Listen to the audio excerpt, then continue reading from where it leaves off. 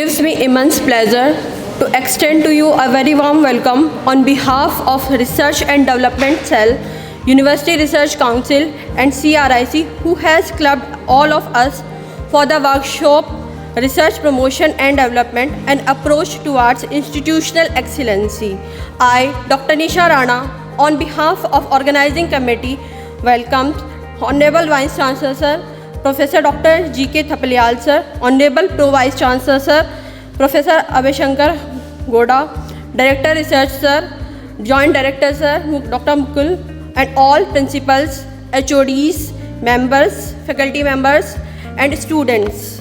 I also welcoming Professor Y.K. Gupta Sir, President, All India Institute of Medical Sciences, Bhopal. I also welcome Professor Chandra Prakash Sir, HOD, Department of Applied Sciences, Maharaja Agrasen Institute of Technology, New Delhi. I would like to request to Honorable Vice Chancellor Sir to present a planter to respected Chief Guest Professor Y.K. Gupta Sir, President, All India Institute of Medical Sciences, Bhopal.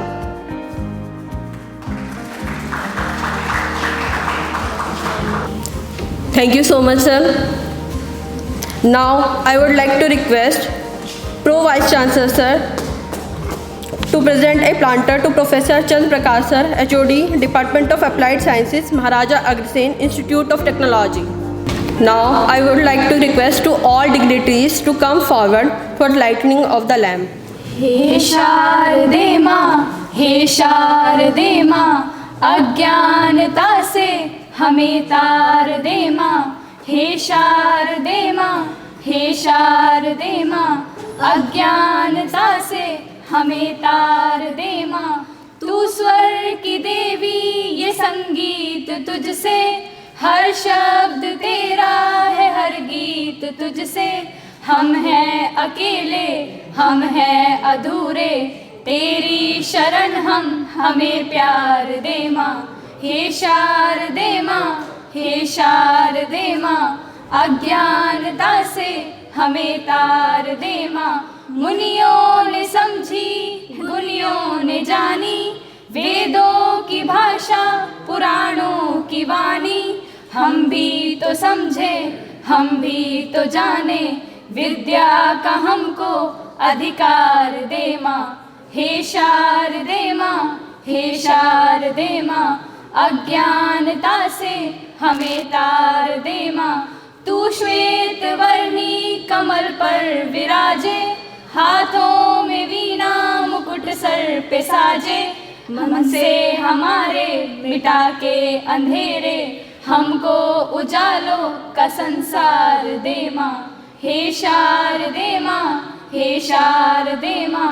अज्ञानता से हमें तार दे माँ। हे शारदे माँ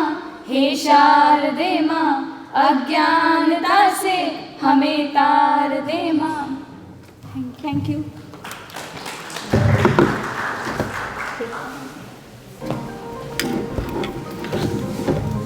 Thank you.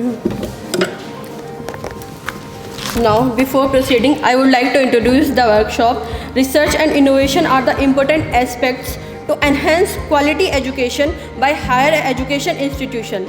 Societal challenges of our country can only be addressed by having a strong and vibrant higher education ecosystem with an emphasis on research, innovation, and technology development. The integration of research, innovation, and technology development is the foundation of Atmanirbhar Bharat. So now I would like to request Honorable Vice Chancellor Sir for his welcome address. Jai Hind and very good afternoon to you all.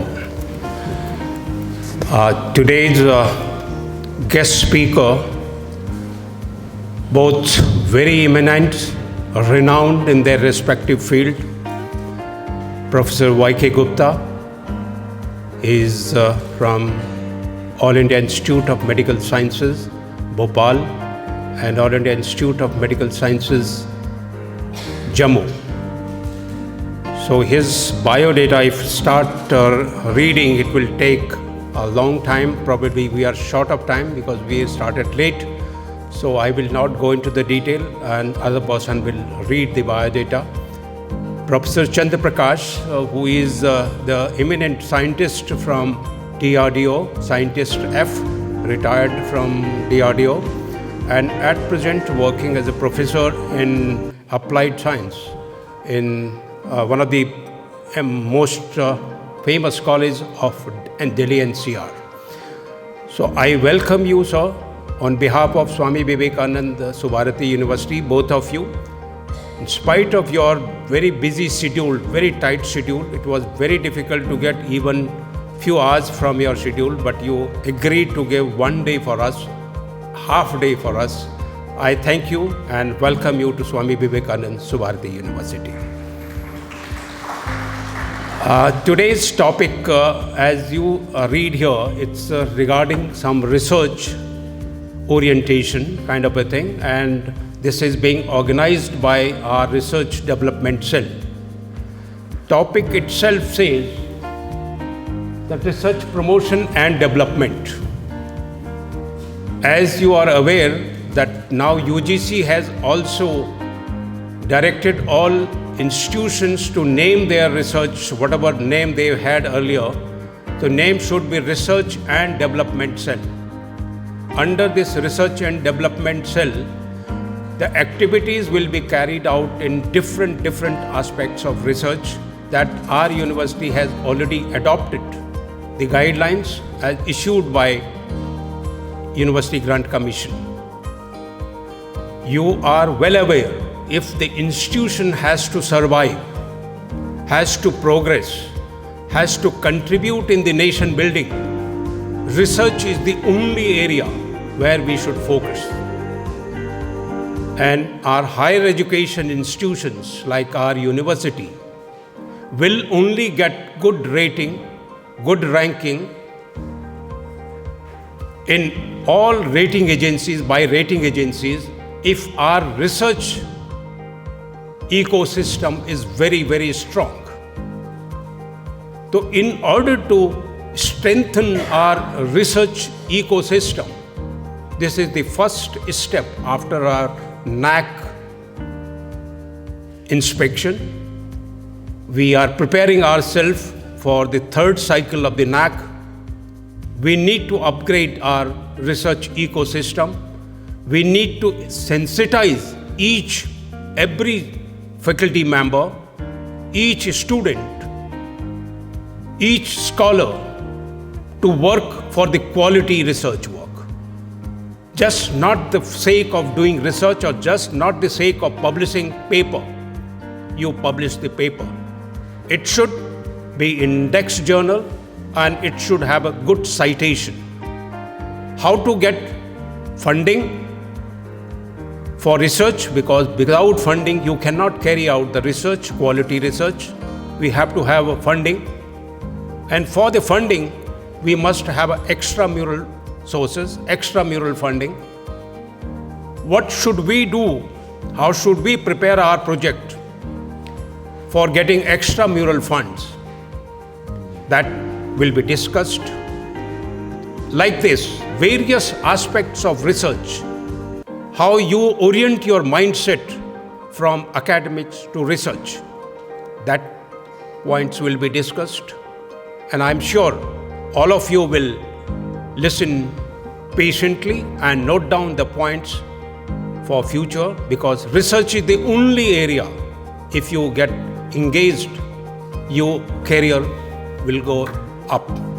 Otherwise, if without research, you will perish wherever you are. So with those words, I thank once again our guest speakers of the day and thank all the participants who are here joining this workshop. Thank you very much. Jai Hind. Thank you so much, sir, for enlightening us. Before starting the first guest lecture, I would like to introduce our first speaker, Professor Y.K. Gupta, sir. He is the President of All India Institute of Medical Sciences, Bhopal. Professor Y.K. Gupta received his MBBS and MD from King George Medical College, Lucknow. Sir is having more than 33 years of experience in teaching, research and administration.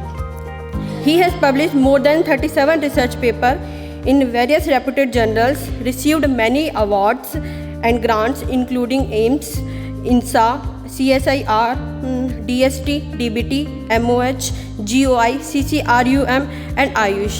Now I would like to invite our first guest speaker, Professor Y.K. Gupta sir, to deliver his talk. Vice chancellor साहब, यहाँ पे आए हुए बड़े बड़े academicians, scientist and my dear friends means faculty and students, it's a matter of great pleasure for me that I am talking to you. ये हमारी visit काफ़ी दिनों से हम सोच रहे थे और वाइस चांसलर साहब से हमारी कई बार बात भी हुई, लेकिन आज ये हमें मौका मिला। And I would say that this university which is situated just on the highway is now just going to be very very high on the horizontal world. अब समय आ गया है कि इसमें अगर आपने, हम देख रहे थे इस यूनिवर्सिटी का लोगो, इसमें लोगो में आपने ए देखा है? किसी ने गौर किया है ए? आप पीछे वालों से सबसे पूछ रहे, ए का मतलब क्या है? एनीबॉडी? एनीवे, ए जो लिखा है, ए से क्या मतलब है इसमें? ए नहीं, इसमें ए क्यों लिखा हुआ है? Aim to achieve? हाँ, अभी आप बता रहे हैं ना, एम टू अचीव तो आपका आइडिया है, दैट इज वेरी प्रोग्रेसिव, लेकिन ए क्यों लिखा हुआ है? नैक की एक्रेडिटेशन, नैक का ए है ग्रेडिंग, इसके बाद क्या होती है? श्योर, पीछे वाले लोगों को पता नहीं है ए के बाद कुछ होता है, इसमें ए के बाद क्या होता है? ए प्लस, फिर उसके बाद ए प्लस प्लस। तो हमारा कहने का मतलब ये है कि आप सबको, सिर्फ वीसी को या फैकल्टी को कोशिश नहीं करनी है, all of you have to work towards कि ये ए यहाँ से जल्दी बदल जाए किसमें? और फिर ए प्लस प्लस। तो ए से ए प्लस प्लस के लिए बहुत सारे क्राइटेरिया हैं, and you can contribute a lot in that. And one of the important criteria is how good your institution is performing in research, development, patent, publication and academics, and आपके यहाँ के। अब मुझे एक चीज़ जस्ट ये बताइए कि हाउ वाई सुभारती इंस्टीट्यूशन और university should be known outside Meerut और आउटसाइड यूपी? क्यों जानी जाए? इसमें क्या खास बात है? एक आप कोई बताएं पीछे से, यूनिवर्सिटी क्यों जानी जाती है? हम कहते हैं ऑक्सफोर्ड जाओ, हम कहते हैं हार्वर्ड जाओ, हम कहते हैं एम्स देखो, हम कहते हैं आईआईटी देखो, हम कहते हैं डीआरडीए के इंस्टीट्यूशन देखो, तो सुभारती क्यों नहीं कहते? ये क्यों कहें और कब कहें कि यार ये तो हमारा इंस्टीट्यूट यहाँ से निकला हुआ है, ये स्टूडेंट सुभारती से निकला हुआ है, इसका मतलब ये तो सोना है। कोई कहेगा ये सुभारती से निकला हुआ, ये तो मिट्टी है। तो what will make you difference between coming from Subharti and you are coming from, किसको हम कहेंगे कि यार ये तो ऐसे ही है, इसको छोड़ो, जब सिलेक्शन प्रोसेस में जाएंगे ये तो सुभारती का है, कोई बात नहीं, नेक्स्ट को देखेंगे। फिर कोई दूसरा इंटरव्यू में आया कि ये तो सुभारती का है, यार इसको तो सोचो यार, लेना ही पड़ेगा इसको। तो what is this difference which will make you an extraordinary student amongst the other students? Anybody have you, कभी आपने सोचा है? आप भी वही हैं, 6 फुट के, 5 फुट के, 5.5 फुट के, आप भी स्मार्ट टाई लगा के गए हैं, लेकिन आपका सीवी भी बहुत अच्छा लिखा हुआ है, लेकिन उस सीवी में ये नहीं झलकता कि आप में डिफरेंस क्या है। And one of the difference is what is the ability of critical thinking in you? Critical thinking, सोचने की, नई तरह की सोच करने की क्या थिंकिंग की कैपेसिटी है, that is what is important today. और वो आप कहेंगे साहब हम तो बहुत सोचते हैं, हम तो नई नई चीज़ सोचते हैं, लेकिन सोचने के बाद आपके पास कोई सर्टिफिकेट है सोचने का? क्या जो सोचते हैं उसको कर सकते हैं, करने की दिशा रखते हैं, उसको प्लान कर सकते हैं। ये कोई आपका सर्टिफिकेट है, आपने कहा जी हमारे बॉस ने सर्टिफिकेट दिया है कि बड़ा एक ज्ञानी है, जब वो सर्टिफिकेट काम नहीं आता। सर्टिफिकेट आपका होता है आपका क्या पब्लिकेशन है, क्या डॉक्यूमेंटेड प्रूफ है, and that is important of publication. So when you say in real life, when you go to say publication, I am not interested in publication कि आपको नोबेल प्राइज मिला कि नहीं मिला। आई एम इंटरेस्टेड उस समय होते हैं कि आपके पब्लिकेशन से हमको ये आइडिया लगता है कि आप में क्रिटिकल थिंकिंग है या नहीं, आप में कुछ ऑर्गेनाइज करने का तरीका आता है कि नहीं, आपको बेसिक रिसर्च करने का तरीका पता है कि नहीं, आपको किसी चीज़ को प्रोग्रामेटिक तरीके से उसको डिस्कस करने के लिए उसको ऑर्गेनाइज करने का आपको आता है कि नहीं। That is what I look for.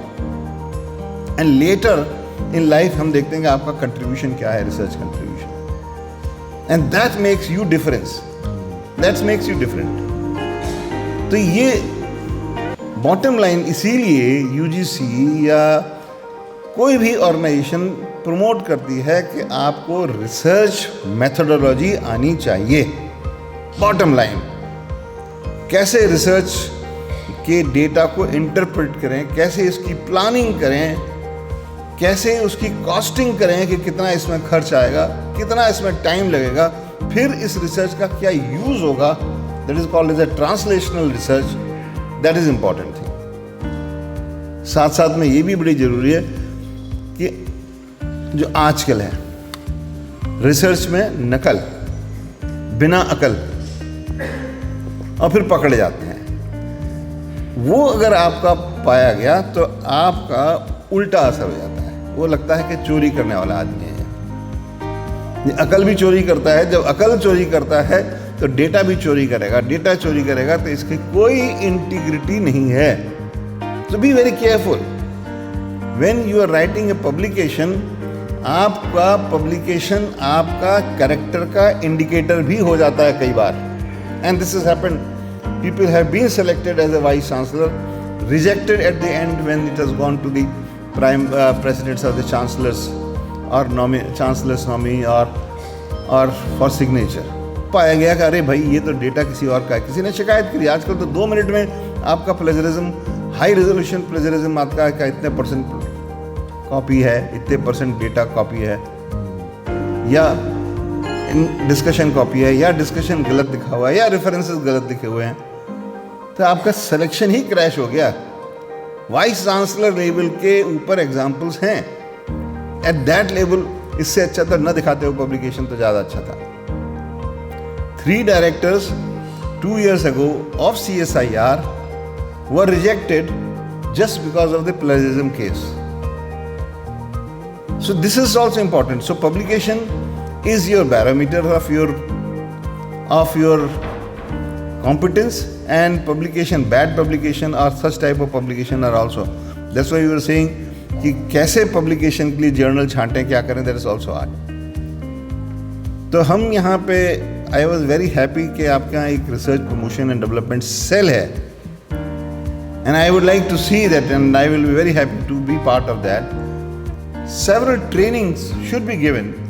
Maybe what is the importance of good laboratory practices, GLP. अगर आपको GLP की ट्रेनिंग है, कंसेप्ट है, तो परहैप्स आप जब इंडस्ट्री में जाएंगे तो आपकी ऑलरेडी आपको लगेगा कि यार तो इंडस्ट्री रेडी पर्सन है। And we are looking in the industry कि हमारी इंडस्ट्री में आके सीखे नहीं, लेकिन एकेडमिक इंस्टीट्यूशन में उसको ऑलरेडी कुछ ट्रेनिंग मिल चुकी है जो कि इंडस्ट्री में काम आएगी। तो किसको हम पसंद करेंगे इंडस्ट्री में? जिसको हम राइट फ्रॉम शुरू से हम उसको मांझना शुरू करेंगे, या जो मज़ा आया है उसको सिर्फ हमको चमकाना है? तो I will definitely prefer by giving more salary to a person who is already has इस साफ सुथरा आदमी है, इसको ऑलरेडी सम ट्रेनिंग है गुड लेबोरेटरी प्रैक्टिसेस की, इसको ऑलरेडी ट्रेनिंग है, अगर क्लिनिकल ट्रायल मेडिकल आदमी है तो गुड क्लिनिकल प्रैक्टिसेस की, अगर एग्रीकल्चर का प्रैक्टिस आदमी है तो उसको गुड फार्मिंग प्रैक्टिस की, गुड फर्टिलाइजर प्रैक्टिस की ट्रेनिंग है, कंसेप्ट पता है, लॉज पता है उसको। और अगर वो फार्मेसी का है तो हम उसको लेना चाहेंगे कि अगर इसको करंट रेगुलेटरी का ज्ञान है, उसको ये ज्ञान है कि हमारे जो आजकल regulations of fixed dose combination के क्या हैं, हमारे रेगुलेशंस NPPA का क्या है, नेशनल फार्मा प्राइसिंग अथॉरिटी का क्या है, तो उसको हमने एक इंडस्ट्री रेडीनेस, उसको हमें कंटेम्प्रेरी रेडीनेस हमको इसको बनाना है। खाली किताब को करिकुलम एक जगह है और कंटेम्प्रेरी करिकुलम एक जगह है। इस करिकुलम को दफना दो। जिस करिकुलम को आप इस्तेमाल नहीं कर सकते आगे की लाइफ में, वो करिकुलम डेड करिकुलम होता है। और टीचर्स की रिस्पॉन्सिबिलिटी होती है इस करिकुलम को कंटेम्प्रेरी करिकुलम बनाए। इसीलिए करिकुलम कमेटी की इंपॉर्टेंस होती है कि इस करिकुलम में से जो करिकुलम, जो क्लासेस, जो चीज़ है जो रिलेवेंट नहीं है उसको हटा दें और जो रिलेवेंट है उसको ऐड करें। और इसीलिए भी हम लोग बात कर रहे थे इंडस्ट्री से कोलैबोरेशन, वो उनसे कोलैबोरेशन करके इस करिकुलम को अपग्रेड करें। That is important, that will make you different from other universities. चाहे बेसिक करिकुलम कुछ भी हो, कहीं पे भी हो, you have to be above that. So coming back here, हम कहते हैं कि रिसर्च क्यों करें, why you should do research, only for because ये आपके प्रमोशन में काम आएगा, ओनली फॉर बिकॉज आपको असिस्टेंट प्रोफेसर बनने के लिए आपको 2 पब्लिकेशन चाहिए, एसोसिएट के लिए 4 चाहिए, प्रोफेसर के लिए 6 चाहिए, अवार्ड्स के लिए कुछ और चाहिए। That is one important criteria, no doubt. But I said a publication is index of your innovative thinking, and if you have innovative thinking you will be 1+, that's what. और इसलिए जो रिसर्च का outcome होता है that is a publication. So do publication in a good journal, not in journal कि आपने इसको 10,000 रुपये दिए, 5,000 रुपये दिए, 2,000 रुपये दिए, आपके बगल में एक छापाखाना खुला हुआ है और उसमें हर महीने जर्नल छपता है। जो जर्नल अगर आपके पास 10 लोगों ने पैसे इकट्ठे किए, 1 लाख रुपये इकट्ठा किया, जर्नल बना दिया, उसका पब्लिकेशन कर दिए, उसके बाद वो जर्नल बंद। This is called as a predatory journals. Never get attracted to that. ये एक कोविड से भी ज़्यादा भयंकर बीमारी है। एक को लगती है तो पूरे इंस्टीट्यूट को लग जाती है। तो इसके लिए वैक्सीन नहीं है, इसके लिए वैक्सीन सिर्फ ये है कि ऐसे प्रीडेटरी जर्नल को नेगेटिव माना जाए, तो वो होता है। सो नाउ हम we will talk on different issues maybe at a different date. How to select a topic, how to select a journal, what is impact factor, how to calculate impact factor, what is impact of impact factor, is that impact factor most important, what is the citation, and what is the H factor. ये सारी चीज़ें आज आपको मालूम होनी चाहिए। बहुत बार हम इंटरव्यू में यही पूछते हैं एकेडमिशियंस की, एच फैक्टर क्या है, चाहे वो इंजीनियरिंग का हो, चाहे वो मेडिकल का हो, चाहे किसी भी साइंसेस का हो। एच फैक्टर क्या है भाई? इसका आई इंडेक्स क्या है, इसका एच इंडेक्स क्या है, इसका इम्पैक्ट फैक्टर क्या है, इसका साइटेशन कितना है। ये अगर आपको पता ही नहीं है कैसे कैलकुलेट करते हैं, तो आप खाली डेटा बताएंगे, नंबर बताएंगे, कंसेप्ट नहीं पता होगा। तो I think these things are very important. तो आज हम सिर्फ बात करेंगे how do you select a topic before research, and that is what important thing. क्योंकि एंड पर्टिकुलरली आप लोग बहुत सारे यहाँ पे गाइड भी होंगे, बहुत सारे स्टूडेंट्स भी होंगे जो कि थीसिस लिख रहे होंगे, चाहे इंजीनियरिंग में लिख रहे हैं, चाहे मेडिकल में, चाहे फार्मेसी में। They are common things. यहाँ से शुरू होती है जर्नी कि अगर हम एक प्रोटोकॉल लिख रहे हैं, protocol development process, you know what is protocol? हम कहते हैं प्रोटोकॉल लिखा। प्रोटोकॉल है क्या? प्रोटोकॉल एक सड़क है, रास्ता है। That means you develop, you define a problem and you define a process and you define A and point. यहाँ से आपने आइडेंटिफाई किया कि हमारा रास्ता वो कमरा है और उस कमरे में, कोठरी में जाने के लिए हमको ऐसे ऐसे करके जाना है, तो हमको कितना, कौन सा माध्यम, कितना पैसा, कितना समय और क्या क्या इसमें माइलस्टोन्स ये लगेंगे, उसको हम कहते हैं protocol, right? So you know what is protocol? तो प्रोटोकॉल के 4-5 कंपोनेंट्स होते हैं। प्रोटोकॉल के कंपोनेंट्स है बैकग्राउंड, क्यों जाना चाहते हैं वहाँ पे, कैसे जाना चाहते हैं, कितना खर्चा लगेगा, कितनी सीढ़ी लगेंगी, कितने कदम लगेंगे और वहाँ जाके हम करेंगे क्या। That is called as a protocol. So किसी भी प्रोजेक्ट को लिखने से पहले, किसी भी थीसिस को लिखने से पहले हम प्रोटोकॉल लिखते हैं। किसी भी क्लिनिकल ट्रायल को लिखने से पहले हम प्रोटोकॉल लिखते हैं। और प्रोटोकॉल में कोई चेंज होता है तो हम उसको कहते हैं प्रोटोकॉल, क्या बोलेंगे? हमने कहा कि यहां से हम सीधे जाएंगे, फिर हमने कहा कि नहीं यहां पे तो गड्ढा है, हम ऐसे जा सकते हैं। This called as protocol amendment. In clinical research, this is called as a protocol amendment. In any project, whether it is DST, DBT, अगर हम प्रोटोकॉल चेंज करते हैं कि भाई हम यहाँ से 4 बार ब्लड प्रेशर लेंगे, हमने कहा नहीं 4 बार कीजिए कि 6 बार लो ब्लड प्रेशर, तो this is called as a protocol amendment. And I will tell you sometimes how serious are protocol amendment. और ये प्रोटोकॉल अमेंडमेंट नहीं है। आपने कहा जी हम तो यहाँ से 4 बार ब्लड प्रेशर लेंगे, आपने लिया ब्लड प्रेशर 2 बार और कहा कि जरूरत ही नहीं है यार, 4 बार में तो कुछ चेंज तो होता नहीं है। आपने प्रोटोकॉल अमेंडमेंट को अप्रूव नहीं कराया, then this is called as protocol perfectly fine. Protocol violation, so there is, अगर वो प्रोटोकॉल वायलेशन है लेकिन इतना सीरियस नहीं है जिसका कोई इम्प्लीकेशन आपके एंड रिजल्ट पर ज़्यादा पड़े, और उसको हम कहते हैं प्रोटोकॉल डेविएशन।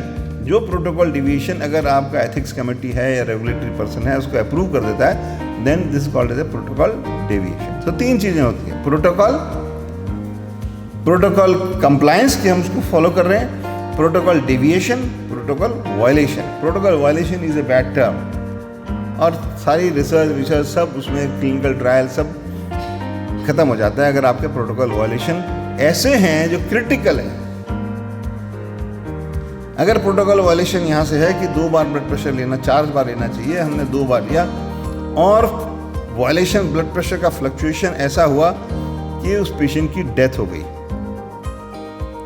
क्यों डेथ हो गई? क्योंकि बच सकता था अगर हम उसके 4 बार ब्लड प्रेशर चेक करते उस ट्रायल में, हमने नहीं किया। सो this is the death has occurred because of protocol violation. So why not the clinical trial का जो इन्वेस्टिगेटर है, जो फिजिशियन है, जो क्लिनिकल ट्रायल है, he should be charge as a murderer, means he should be charge as the person responsible serious adverse event. I am just giving highest, वो मरेगा नहीं चाहे भले ही कुछ भी, but that is how the clinical trial rules have evolved. ऐसे rules ऐसे बनते हैं क्योंकि इसलिए protocol violation is a very important thing. You have to get approval from your ethics committee. From अगर वो ethics committee अगर नहीं है, इंजीनियरिंग में है, तो आपके प्रोटोकॉल का जो रिसर्च कमेटी है वहाँ से, otherwise the results will be violated. So ये प्रोटोकॉल लिखने से पहले सबसे पहले हम क्या करते हैं? The first thing is you have to select topic. हम टॉपिक सेलेक्ट करने में you have to put your mind and time. क्या इंपॉर्टेंट चीज है? It has to be contemporary topic. Contemporary मतलब जो आज के समय के अनुसार फिट बैठता है। कंटेम्पररी टॉपिक का मतलब ये नहीं कि उसमें हम उसमें लेज़र की बात कर रहे हैं, एटॉमिक बॉम्ब की बात कर रहे हैं कि बहुत सारा आर्ट। कंटेम्पररी मतलब आपके देश के लिए, आपके संस्थान के लिए, आपके समाज के लिए वो कितना उपयोगी है, क्या वो आज के साइंस के हिसाब से है, then it is a contemporary topic. Contemporary topic are not those topics which have already been done, which is called as Me Too research. उठाया, किसी ने कहा जी ये काम हमने चूहे में किया है, हम उसमें बिल्ली में, हम चूहे में, माउस में किया, हम रैट में करना देख रहे हैं, रैट में किया है तो हम चलो उसमें कैट में देख लेते हैं। Unless there is a clear objective, So it has to be contemporary, and so that is, you have to put that. दूसरी चीज़ आती है जब आपने कंटेम्प्रेरी टॉपिक लिखा है, तो अगर आप देखें चाहे वो किसी भी फंडिंग एजेंसी में लिखा होता है, फर्स्ट उसमें वर्ड होता है the research on contemporary topics on this area. तो अगर आपने उसमें मेहनत नहीं करी कि आज के परिप्रेक्ष्य में कौन सा रिसर्च चल रही है, क्या हम उसके साथ साथ हैं, उसकी मेथोडोलॉजी के साथ साथ हैं, that is what important thing is this second. और हम जब देखते हैं ना कि चेकलिस्ट भी होती है जो रिव्यूअर के पास होती है कि इज इट कंटेम्प्रेरी टॉपिक, कहते no this is very old, this is nothing new, no novelty. आगे थीसिस के टॉपिक को पढ़ता ही नहीं है टाइटल के बाद में. So title is important. Prior art search, prior art search क्या होती है? इसके बारे में लिटरेचर में, पब्लिश्ड लिटरेचर में या नॉन पब्लिश्ड लिटरेचर में क्या इंफॉर्मेशन अवेलेबल है. Sometimes it is a index journal में है, fine, that is easily searchable. Sometimes वो जर्नल्स में नहीं है, but it is available in to the ancient books. That's why it is called as a prior art search. जब prior art search हमारा नहीं होता है, तब वो टॉपिक या तो हम इररिलेवेंट होता है, या ऐसा होता है कि बाद में पता है यार ये तो किया ही हुआ लोगों ने, तो हम क्या करेंगे इसमें. So that is something very important and we have to put lot of effort. कई बार लोग इसको बोलते हैं रिव्यू भी बोलते हैं. रिव्यू में सबसे घटिया रिव्यू होता है कि जिसने लिखा, अब बहुत सारी थीसिस में मिलेगा आपको, मेजर थीसिस में मिलेगा कि गुप्ता एट ऑल एक पैराग्राफ लिख दे, थपलियाल एट ऑल दूसरा पैराग्राफ लिख दे, वर्मा एट ऑल तीसरा paragraph. That is not the review. Review means आपने इधर से इंफॉर्मेशन करी, इधर से इंफॉर्मेशन ली, इससे इंफॉर्मेशन ली, और इसको आपने अपने कढ़ाई में डाल के पकाया. That means you have just digested these information and you have made your own sentences, your own information based on this available information. That is called as an appropriate review. So review article should not be just copy paste of the sentences from different places, which is easiest, which is 90% of the students do. And then this review article can itself be a publication. Remember this, because this is critical synthesis of the material which you have collected from different places. तो इसके बाद third step आता है gap analysis. और ये gap analysis आप करिए कि भाई ये इंफॉर्मेशन अवेलेबल है, लेकिन इसमें इन्होंने मैकेनिज्म तो देखी है ये, लेकिन इज नॉट फुल्ली एस्टैब्लिश्ड. आपने इसमें गैप है कि नंबर ऑफ सब्जेक्ट्स इसमें प्रॉपर नहीं है, तो इन्होंने एनालिसिस कैसे कर दी. या अगर किसी ने एंटी डायबिटिक वो किया है, सिर्फ ब्लड शुगर एस्टिमेट किया है, HB1AC नहीं किया, तो इसका मतलब गैप है.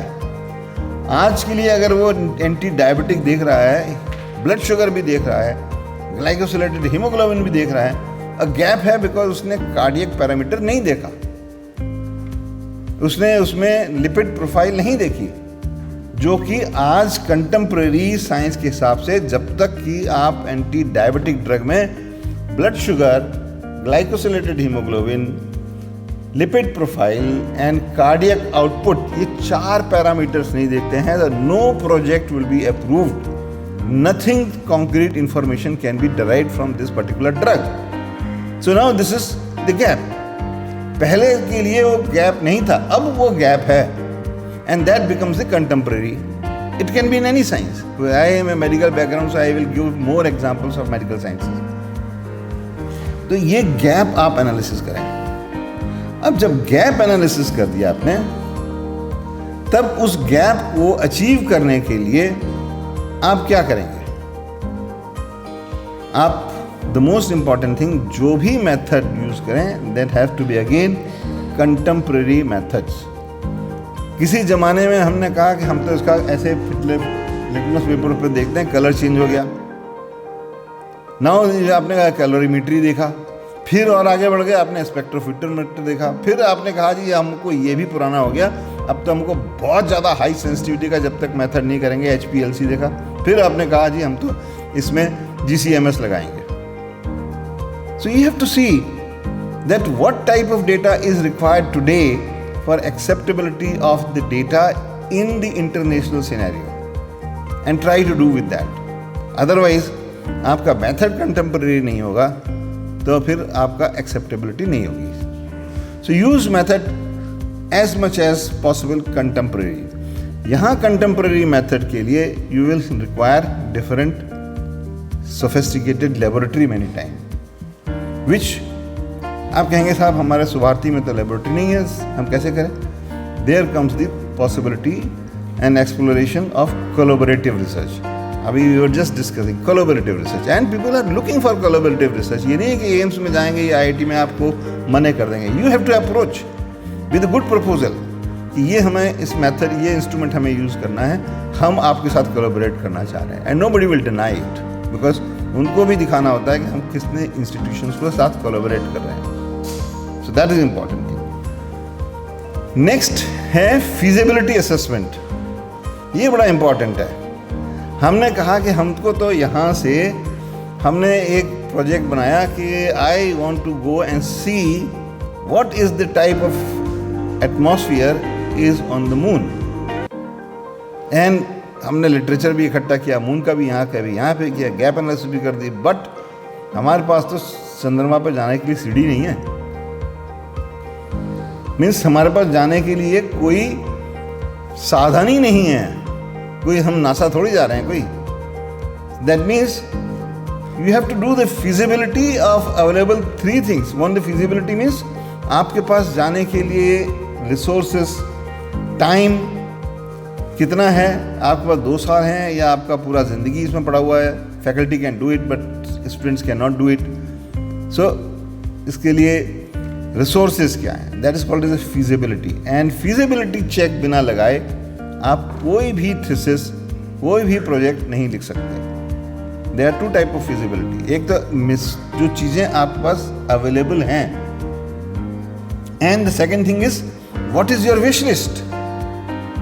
हमारे पास चीज़ें अभी ये हैं, हमारे पास HPLC है, हमारे पास वेइंग बैलेंस है, हमारे पास रोटावेक्स है, इवेपोरेटर है, लेकिन हमारे पास UPLC नहीं है. ये हमारी विश है. इसके लिए हम क्या करेंगे? सीधे कह देंगे कि साहब हमारे पास नहीं है इसलिए नहीं करेंगे? नहीं. इसके लिए हम प्रोजेक्ट लिखेंगे, हम DVST DBT से मांगेंगे through a project. And fixed grant होती है, कई सारी ग्रांट्स होती हैं जो कि इंस्ट्रूमेंटेशन देती हैं इंस्टीट्यूशंस को, लेकिन उसके लिए मेहनत करनी पड़ती है यहाँ की फैकल्टी को. Up to 10 crore is the grant from FIST, up to 20 crore भी देते हैं एडवांस के लिए. तो that is how you write it. फिर रिव्यू, एंड फिर इस सब को करने के बाद में आपने कंटेम्पररी टॉपिक लिखा, आपने रिसर्च मेथड देखा, गैप एनालिसिस की. उस गैप में आपने कहा ये 5 गैप हैं, हमने इसमें से ये 1-2 हमने छांटे और इसको हम करेंगे. एंड देन यू एंटायरली इस पैकेज को आप रिव्यू करिए. Who will review it? You. After you completely review, you give it to your colleague and you give it to a senior so that he can do critical review of this and comes out with some proposal. हम ये नहीं करते. हम सोचते हैं जो हमने लिख दिया सो लिख दिया, कह दिया सो कह दिया. So that you have to change, and then this becomes the protocol. So protocol लिखने में आपको एक काफ़ी मेहनत करनी चाहिए. And हम यहाँ थीसिस भी कह सकते हैं इसको, या रिसर्च टॉपिक भी कह सकते हैं. थीसिस पर्टिकुलरली जो स्टूडेंट्स हैं, रिसर्च जो फैकल्टी है. अगर आप ये देखें 3 चीज़ें हैं. हम एक स्टूडेंट को उठा के लाए और उसको हमने टॉपिक दे दिया. उसने कहा यार हमारा तो इसमें मन ही नहीं लग रहा, हमको तो काम करना है फ्रॉक पे. इन्होंने दे दिया शेर पे काम करो. हमको तो डर लगता है शेर से. और जब हमको कहते हैं कि हम चूहे पे काम करने लगते हैं तो चूहा हमारे है नहीं. So and so fourth. Student का इंटरेस्ट भी होना चाहिए. अगर वो स्टूडेंट नहीं इंटरेस्टेड है तो आप उसको इंटरेस्ट या तो मोटिवेट करिए, जगाइए इंटरेस्ट, या उसको दूसरी चीज़. इंटरेस्ट उसका होना चाहिए या उसको इंटरेस्ट लाना चाहिए. दूसरी चीज, गाइड का इंटरेस्ट क्या है.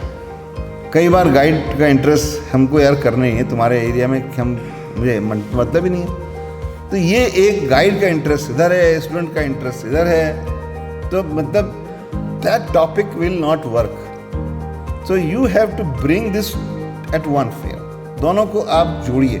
गाइड भी थोड़ा सोचे कि यार ये तो बड़ा अच्छा है, and I as a guide will never ask my student कि आप, कई बार कहते हैं स्टूडेंट से पूछो कि यार तुम ये टॉपिक क्यों किया, हमारे गाइड ने दिया।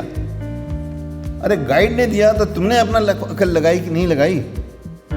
और गाइड से पूछो ये तुमने, ये लड़का ये क्यों कर रहा है, ये टॉपिक खुद ही लेके आ गया, तो तुमने क्या अकल लगाई इसमें? That means the students, you ask the students to bring, do the literature search, do the exercise, bring 3-4 topics, and this guide should sit with them and find out which is the best topic, so that उसका भी दिमाग लगे, आपका भी input हो, and then you synthesize that. So that is important thing. Similarly, time in hand आपको मालूम होना चाहिए कि वो लड़का 3 साल के लिए है, 2 साल के लिए, 5 साल के लिए। 2 साल का लड़का है, टॉपिक है, आपने उसको ऐसा टॉपिक दे दिया कि 5 साल में भी पूरा नहीं कर सकेगा, 2 साल तो स्टैंडर्डाइजेशन में लग जाएगा, तीसरे साल वो रिजल्ट लगाएगा, इंस्ट्रूमेंट्स को कुछ फेलियर होंगे। तो this is the importance of guide to see what is the expected time for this project. अगर इसमें गड़बड़ी होती है तो I will held responsible the guide, why he has not done the interim correction, initial plus interim correction. और इस time को and the fund, अब हमने तो कहा फंड्स, हमने तो कहा हमको सुभारती इंस्टीट्यूट देगी। भाई क्यों देगी सुभारती? अगर उसने कमिट किया है तो देगी, नहीं तो आप अपने आप भी एफर्ट करेंगे, और नहीं तो जो अवेलेबल है उस पर आप डिसाइड करिए, particularly when you are deciding on the project. So this is something very important कि इसमें टाइम इन हैंड, ये पहले आप सोचिए, and that is what you call as a Gantt chart. You know Gantt chart सबने बनाया होगा, बनाया कि नहीं? Gantt chart, GANTT, Gantt chart बनाया? How many of you made Gantt chart? अरे एक ही ने गैंट चार्ट बनाया अभी तक। कितनों को पता है Gantt chart?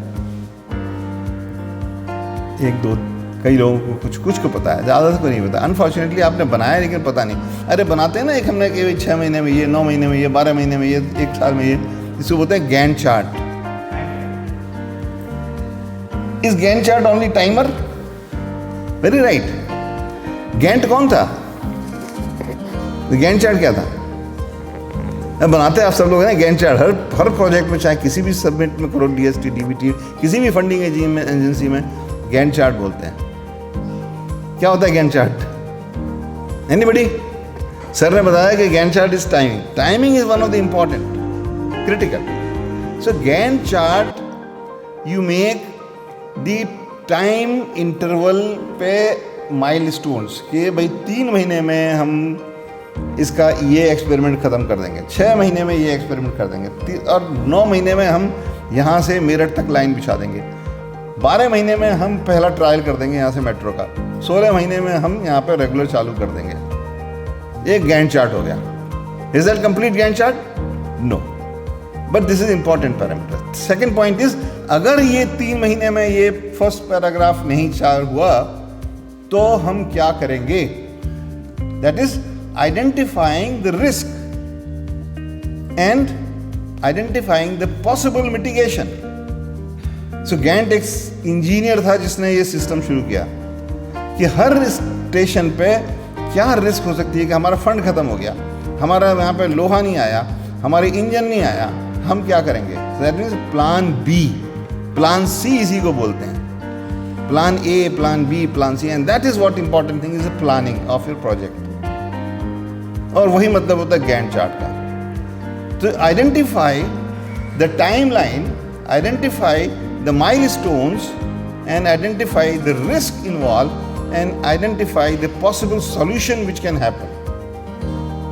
Yeah, that is Gantt chart, and that is what important thing is. सिर्फ Gantt chart और फिर so what, ये इसमें आना चाहिए। भाई ये अगर कर दिया, मान लो हमको स्टेज 3 में हो गया, आपने बहुत सारे देखा होगा ना, बड़ी सारी बिल्डिंगें खड़ी होती हैं जो कि पड़ी हैं 8-8 साल से इनकम्प्लीट, 4th फ्लोर पे ख़त्म हो गई और उसके बाद वैसे ही पड़ी है कई साल से। आप कहते हैं यार ये तो कई साल पहले शुरू हुई थी, पता नहीं प्रोजेक्ट बंद हो गया। because they did not make the Gantt chart. They did not understand the Gantt chart. Plan भी बनाया नहीं कि 3 साल से खड़ी हुई है. So this is what the correct thesis topic is. ये जब चारों ऐसे आ जाएंगे तो इसको हम thesis topic बोलते हैं. Right? So time in hand, funds, student structure, guide structure. तो मुझे टाइम बता दीजिएगा, so I will take remaining slides next session में. So this is thesis topic or project topic. See, जब हमने गैप एनालिसिस करी तो आपने कई सारे सवाल उसमें खड़े कर दिए. That is called review. When you have done thorough review you have raised 10 questions. आपने कहा जी हमने तो यहाँ के सोशल साइंसेस का, इसने कहा कि यहाँ के सुभारती में हमने बच्चों का पॉपुलेशन की स्टडी करी तो हमको ये नहीं पता कि कितने के जीन्स में क्रोमोसोम ये है, कितने की जीन में HLA-21 है, कितनों को खांसी के साथ में ऐसे अटैच्ड है, कितनों को ब्लड प्रेशर है, और ब्लड प्रेशर का रीज़न क्या है, वो एक्सरसाइज करते हैं कि नहीं. तो हमने 10 सवाल वहाँ पे खड़े कर दिए. Now are you going to address all these 10? No, but these 10 questions are related, interlinked हैं. But then you have to identify 1 or 2 questions.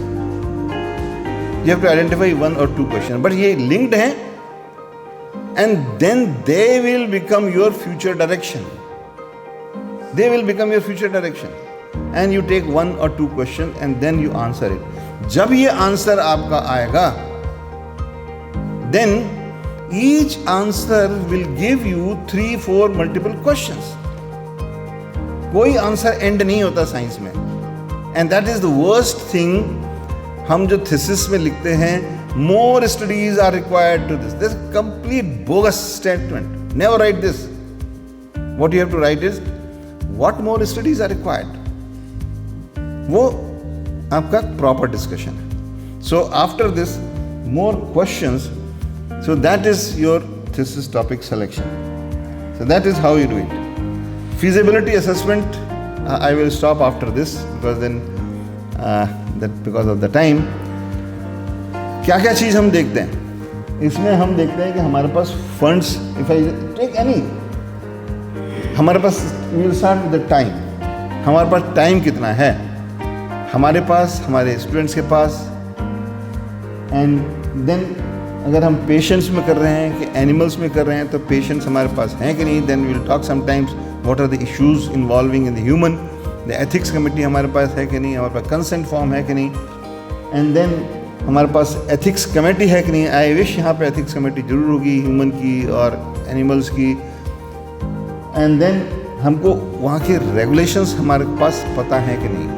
Never ever enter into clinical trial, clinical research unless you know the regulations of the country. Road पे कभी drive हम करते नहीं हैं जब तक कि हमको रोड में लाइसेंस नहीं होता, और लाइसेंस तब मिलता है जब हमको ड्राइविंग का रेगुलेशंस पता होते हैं. Similarly is the clinical research and clinical trial. We never allow anybody to do clinical research, whether MD, MS, कोई भी हो, चाहे dental में हो, unless he knows the rule, clinical research, and which is very well. Otherwise it will be. फिर उसके बाद infrastructure हमारे पास है कि नहीं है, और उसके बाद में मैन पावर, फंड्स, तो ये सारे एंड एनी अदर पॉइंट्स. तो ये सारा हम उसको एनालिसिस करते हैं. इसको हम कहते हैं फिजिबिलिटी असेसमेंट. ये everybody has to do it. हम एक चीज़ कभी नहीं करते थीसिस में, which I always insist, the cost analysis of your thesis. कि आपको इस थीसिस में अगर प्रोजेक्ट है तब क्या है, कॉस्ट एनालिसिस में कितना इसमें इन्वेस्टमेंट हुआ. छोड़ दीजिए आपका और गाइड का ह्यूमन रिसोर्स इन्वेस्टमेंट, वो भी करना चाहिए, बिकॉज CSIR में आप जाएंगे तो दैट इज ऑल्सो डन. कितना केमिकल लगा, कितना आपका इंफ्रास्ट्रक्चर लगा, कितना ये लगा, so that you know. And this is the training you must get before you submit a project to any funding agencies, because they ask budget and this budget has to be rational. So ये यहाँ से आप सीखते हैं. So I think we'll stop here. Maybe we can take the how to write protocol and what is hypothesis, and should we, maybe we can continue next time, Dr. Thapalyal, otherwise people will get, वो सो जाएंगे कुछ. So, but this is something very important. So we will talk about what is the thesis target, कैसे उसको आप organise करें, फिर कैसे उसको आप राइटिंग में कैसे style, because everybody writing is something which is very very important. And आज के ज़माने में लोगों को लव लेटर लिखना भी नहीं आता. आता है? कितने लोगों ने लिखा है ये बताओ? लिखा है? वो इंटरनेट पे जरूर, व्हाट्सएप का भूल गए ज़माना. When you write a love letter, that was the entire skill. You have to be completely conveying your feelings, your practical approach in a very good handwriting, at least when she or he can understand. नहीं तो गुचुर पुचुर लिख दोगे तो prescription की तरह कुछ और समझ जाएगी, ये समझ जाएगा. या फिर आपने उसको चंद्रमा दिखा दिया तो रात भर वही देखता रहेगा या देखती रहेगी, तो फिजिबिलिटी नहीं है. कम्युनिकेशन फिर now you have to keep confidential also, privacy also, कि कहीं उसके बाप को दिखाई दे गया या कि दूसरे के पास चला गया तब गड़बड़ हो जाएगा. प्राइवेसी है. तो love letters used to be one of the most important training of communication. आज तो आप देखिए कैजुअल लीव की एप्लीकेशन भी लिखना नहीं आता, अनफॉर्चुनेटली. एक आप लाइन लिखने के लिए कहो उसको, official communication, personal communication, communication to your parents. हम तो पढ़ते हैं कम्युनिकेशन बिटवीन इंदिरा गांधी, नेहरू और गांधी जी का बच्चों के लिए. You have to read some of them and see that what is the communication skill. Scientific communication is also a different, and communication, verbal communication is also different. Your body language communication is different. So that is something very different. And writing style is, और इसी writing style में अगर किसी ने mastery कर ली तो वो पैसे कमाने लगा आजकल. वैसे ही आपने देखा हो इंटरनेट पे आता है, you want to get your review written, हम लिख देंगे, आपका 10,000 रुपये लेंगे. डिस्कशन लिखना है, हम लिख देंगे. वो कई बार तो अब आजकल ना वो कह देंगे रिजल्ट भी लाना है, हम बना देंगे. So that is what. So this is, we will talk about then thesis writing and all those things. So last में हम ये आपको जो दिखा देंगे कि आपकी थीसिस में जो हम करते हैं, what is thesis ultimately? Past information क्या थी और आपके पास प्रेजेंट नॉलेज क्या है, इसको आपने जोड़ा और उसके बाद आपने उसमें गैप एनालिसिस करी. उस गैप एनालिसिस करने के बाद में आपने कहा पॉजिटिव रिजल्ट भी है, निगेटिव रिजल्ट भी है. अगर पॉजिटिव रिजल्ट है तो लिंक इट विद रीजन, और निगेटिव रिजल्ट है तो why your hypothesis failed. What is hypothesis?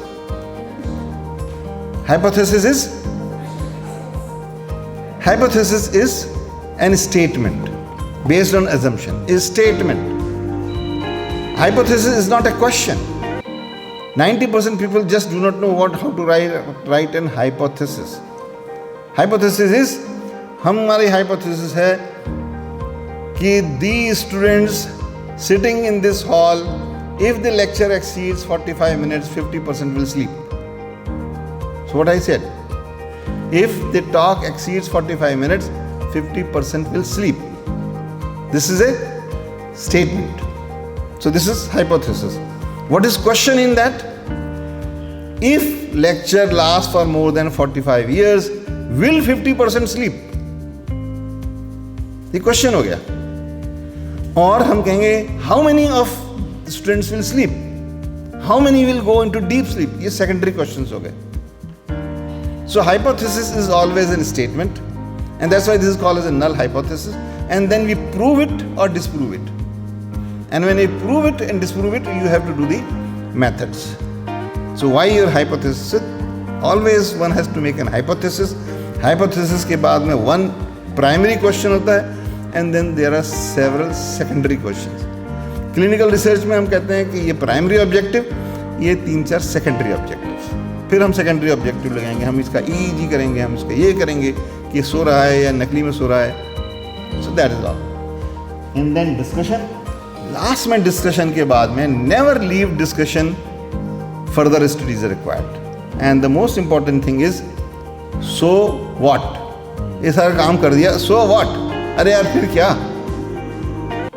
So what means ये आपका इंटरप्रिटेशन, इसकी रिलेवेंस क्या है, आपके काम की और आगे का रोड मैप क्या है। जब तक आपने अपने प्रोजेक्ट में या अपने रिव्यू में, अपने थीसिस में ये दो चीज़ नहीं लिखी, तो this is irrelevant thesis, and that is what makes difference. Best thesis, good thesis, international awards में ये सब मिलते हैं, तो लास्ट वाला ये देखा जाता है किसी भी प्रोजेक्ट में, what is your so what and what next. ये दो इंपॉर्टेंट चीज़ रखिए आप किसी भी प्रोजेक्ट में सबमिट करते हैं, so what and what next. So I will stop it here and may be remaining we can take some time next. Thank you very much. Thank you very much, sir, for enlightening us. It will definitely help us in future also. Now, I would like to introduce our next speaker, Professor Dr. Chandra Prakash, sir. Sir is presently working as HOD, Department of Applied Sciences, Maharaja Agrasen Institute of Technology, New Delhi. Sir is having experience of many administrative posts, including Director, Research Center of Functional Material Science, Maharaja Agrasen University, SSPL, DRDO, Delhi, Director, Functional and Material Nanotechnology, and Group Director. He is having also the experience of Associate Director, Directorate of Extramural Research and Intellectual Property Rights, DRDO, New Delhi. Sir has published more than 260 research papers and 2 patents. He is having more than 4,600 citation and 36 H index. Now I would like to invite Professor Chandra Prakash sir to deliver his talk. Professor Gupta उन्होंने बहुत अच्छी तरह से explain किया है कि research क्यों करें और कैसे करें, और मैं जो बोलने जा रहा हूँ उसमें काफ़ी सारी चीज़ें ऑलरेडी बताई जा चुकी हैं, थोड़ा सा रिपीटिशन हो सकता है तो बर्दाश्त करें। Why we do research, can भी मोटा मोटी 2-3 क्राइटेरिया हो सकते हैं इसलिए हम रिसर्च करते हैं। One thing to understand the phenomena which is not yet understood. Purely academic interest. तो यूनिवर्सिटी को रिसर्च करना ही होगा, उसके अलावा कोई चारा नहीं है, क्योंकि जितनी भी बेंच मार्किंग क्राइटेरिया हैं, whether it is for national ranking और international ranking, like now the department of higher education doing NIRF और NAC एक्रेडिशन, सभी जगह जो रिसर्च आउटपुट है उसका बहुत मेजर वेटेज है ये सब रैंकिंग डिसाइड करने में। सो रिसर्च हम करते हैं, one as I was telling, to understand the phenomena which is not yet understood. So purely academic research जो कि सभी यूनिवर्सिटीज़ करती हैं। And another category of the research aim can be to improve the life of the common man. कोई हम ऐसी research करें उस चीज़ की एप्लीकेशन जो कॉमन मैन है उसकी लाइफ को, जीवन को इम्प्रूव करने के लिए इस्तेमाल हो।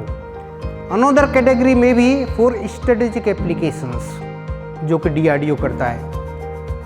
We work on missiles, combat vehicles like tanks और high end communication systems, high energy materials, जिसको सीधी भाषा में गोला बारूद कहते हैं, but we use the word high energy materials, it's a sophisticated word like that. आप एक किसी कंटेनर में पानी भर के और गैस स्टोव पे रख दें, क्या होगा, उसका टेम्परेचर इंक्रीज होता है और धीरे धीरे जब इंक्रीज होता है एक जगह जाके वो बॉईल करने लगता है, उससे ऊपर आप उसका टेम्परेचर नहीं बढ़ा सकते हैं, ठीक है। So that is the boiling point.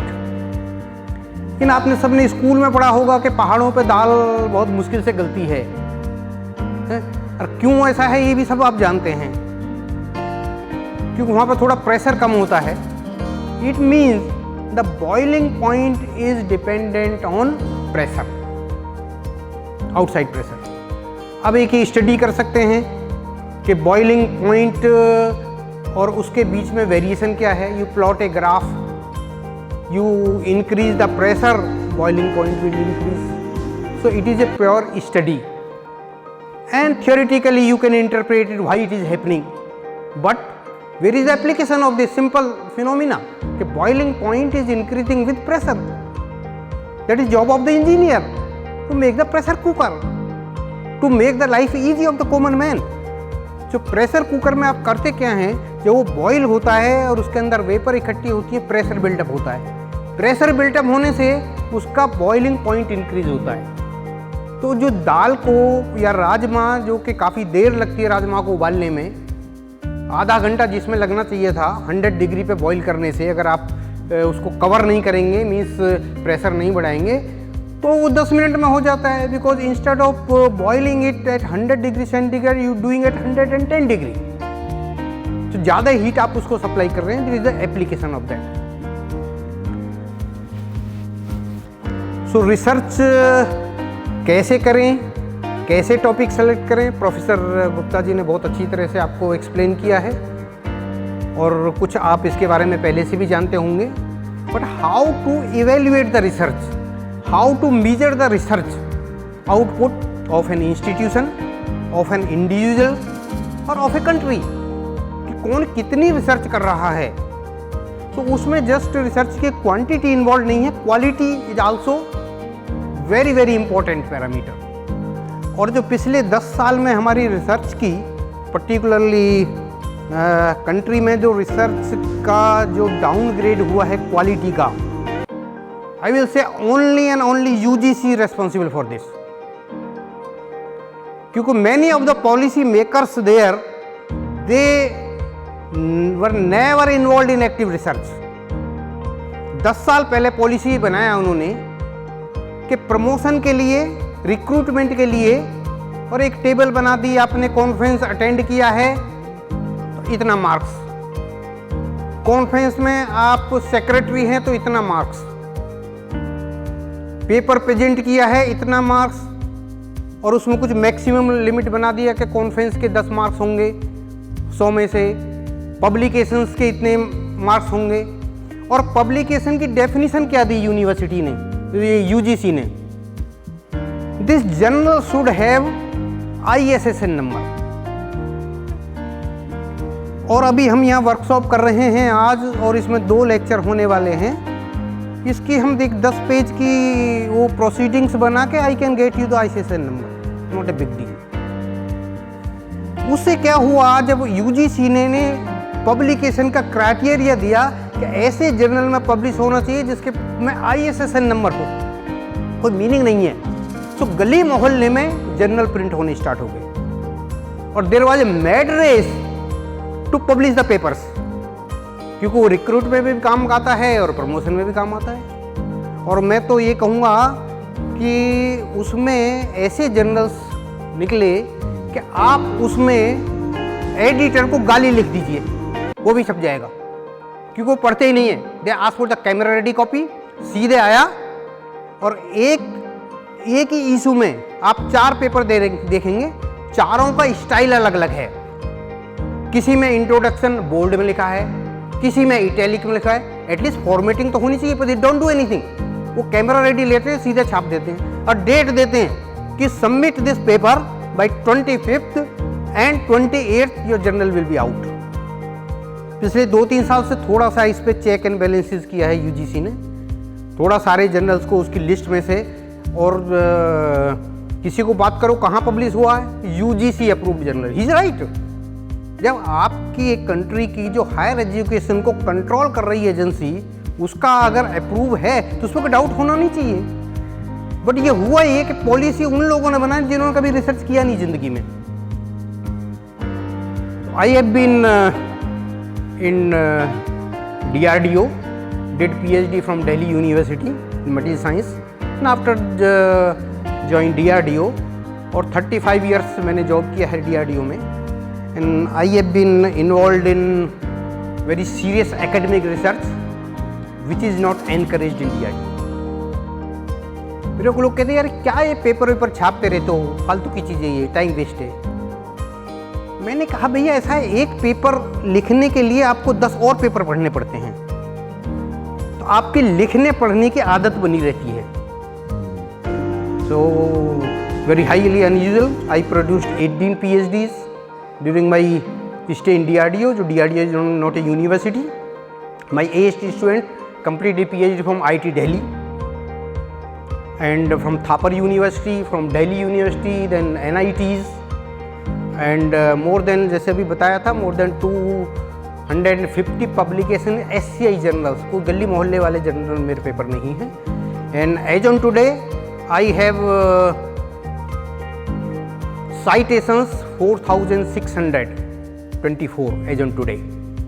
और वो डेली अपडेट होता है. आपने नाम सुना होगा गूगल. एक गूगल स्कॉलर करके फैसिलिटी है. वो आपके पब्लिकेशंस, आपके साइटेशंस का ट्रैक रखते हैं और जैसे ही आपका पेपर किसी भी जर्नल में छपता है इमीडिएटली वहाँ पे आपकी लिस्ट में ऐड हो जाता है. आपको कुछ नहीं करना है और उसको कोई भी साइट करता है.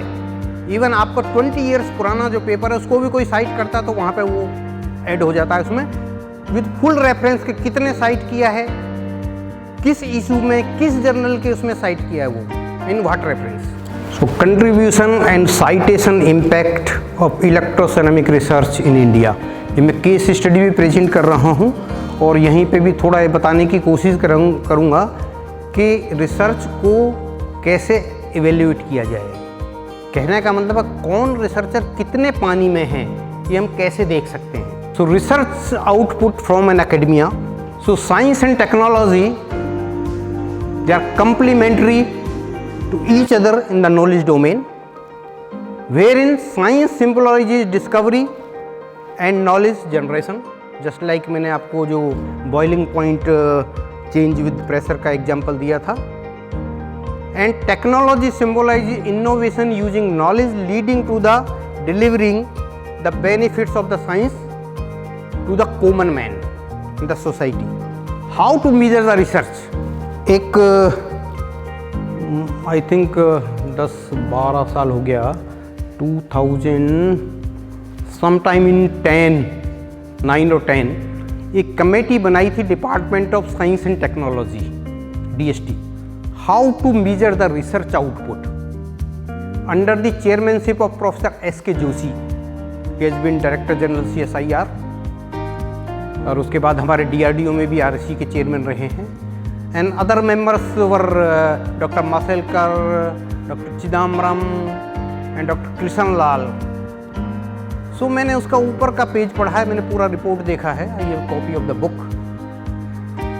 सो वहाँ पे वो लिखते हैं बिग प्रोजेक्ट्स स्मॉल रिव्यूज. जितने मल्टी करोड़ प्रोजेक्ट हैं उनकी प्रॉपर रिव्यू नहीं होता है, कुछ भाई बंदी में दिए हुए होते हैं. Medium projects medium monitoring review. Small project big reviews. छोटे प्रोजेक्ट में हम उसका फैकल्टी की जान खा जाते हैं कि उन्होंने ये नहीं किया, और जो बड़े प्रोजेक्ट हैं मल्टी करोड़ हैं हम कई बार उनको पूछते नहीं हैं. ये मैं अपनी तरफ से नहीं बोल रहा हूँ, it is written in the preface of that book by big man who are controlling the science in the country. So to measure the research output or the research effort of an individual, of an institution or a country, what are the criteria? How to say कि इसने कितना research किया है, कितना अच्छा research किया है. So one of the parameter is technology और नो हाउ ट्रांसफ़र, कि आपने कितना टेक्नोलॉजी डेवलप किया और नो हाउ ट्रांसफ़र किया for production to the industry. Another is the patents filed and patents accepted. That is generation of the knowledge IPR. New improved products, कितने आपने products बनाए हैं, devices, systems, processes, publications in journals. Journals का मतलब that is understood not in गली मोहल्ला journals. Then man power trained in the form of MTech and PhDs. That is also one of the criteria for measuring the research output. So, though there are limitations in analyzing the research output on the basis of publications, but world over globally, research publications is the most preferred criteria to evaluate the research output of an institution or of an individual. Quantity, number of publications. So here I will talk about only evaluation of the research output on the basis of research publications. So research publications, the number of publications and the quality, which is decided by the impact factor जो कि professor Gupta ने mention किया था, and the citation index. Impact factor means उस research का कितना impact है और उसको कैसे कैलकुलेट करते हैं वो मैं थोड़ा सा बताऊंगा आपको. See, this case study I am presenting here for my own field, electroceramic materials, जो मेरा अपना फील्ड है. So this I did using the Scopus database. It is very exhaustive database, which was launched in 2004, rather November. So कितना साल हो गया? 18 years. In this month, in 2004, it was launched. It covers more than 25,000 titles from more than 5,000 international publishers. Very exhaustive coverage. More than 20,000 peer-reviewed journals are covered by Scopus. 5,500 open access journals are covered. Around 300 trade publications are covered here. And over 850 book series, over 9.8 million conference papers from over 1,20,000 events world over. इतना coverage है इसका.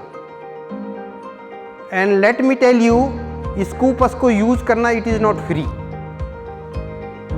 आप उसको use करने के लिए you have to subscribe और it is very costly, क्योंकि उनको भी ये डेटाबेस मैनेज करने में, उसको अपडेट करने में बहुत पैसा खर्चा होता है. So it is not free. You can't go to internet and just search and do your job. So not many libraries are subscribing to it. It's very costly affair, but some of them है. IIT Delhi university है, DRDO में भी हम कुछ दिन था, आजकल नहीं है. Impact factor. Impact factor, it tells about the quality of a journal, not about an individual paper. ये पूरे जर्नल की एज ए होल क्वालिटी को बताता है. इंडिविजुअल पेपर की क्वालिटी इससे रिफ्लेक्ट नहीं होती, बट मोटा मोटी ये माना गया है कि अगर इम्पैक्ट फैक्टर जर्नल का अच्छा है तो पेपर भी अच्छा होगा. कई बार वो गलत भी हो सकता है.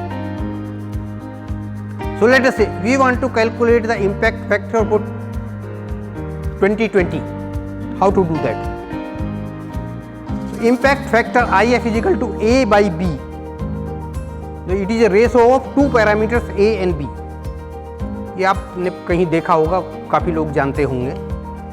So A is the number of times article published in 18 and 19 means preceding 2 years. 20 का अगर हमें कैलकुलेट करना है, 20 से पहले 2 साल में कितनी बार उन पेपर्स को साइट किया गया जो कि 18 और 19 में पब्लिश हुए थे, 20 में साइट किया उनको. And B the total number of articles published by the journal in 18 and 19. Let us say I take journal of material science. Journal of material science में लेट अस से 2 साल में मिला के अगर 20 का कैलकुलेट करना तो प्रीसीडिंग 2 ईयर्स में 100 पब्लिकेशन पेपर छपे टोटल इन 2 ईयर्स. और उन 100 पेपर्स का 2022 में 200 लोगों ने उन 100 पेपर्स को साइट किया. So your numerator becomes 200, denominator 100. So IF will be 200 divided by 100 is 2. So these two parameters. Now जो आपके रिव्यू आर्टिकल्स, कुछ जर्नल ऐसे हैं जो सिर्फ रिव्यू आर्टिकल छापते हैं, तो उसमें क्या डिनोमिनेटर की वैल्यू तो बहुत कम है. पूरे एक इशू में 1 या 2 आर्टिकल होते हैं, बिकॉज एक जो आर्टिकल है वो 100 पेज 200 पेजेस का है. तो डिनोमिनेटर बहुत कम है. और जो आपका उसका साइटेशन है, बहुत ज़्यादा लोग उनको कंसल्ट करते हैं, फॉलो करते हैं रिव्यू आर्टिकल्स को, तो आपका न्यूमरेटर की वैल्यू ज़्यादा होती है. सो उनका जो इम्पैक्ट फैक्टर है वो 20, 30, 50 होता है. और काफ़ी जर्नल मैंने तो देखा है आजकल तो ये भी ट्रेंड शुरू हो गया है कि आपने जर्नल में बहुत अच्छे जर्नल में पेपर भेजा है, वहाँ से कमेंट्स में उसने लिख दिया कि this is very good paper, this well written, लेकिन recently these 3 papers were published in this journal.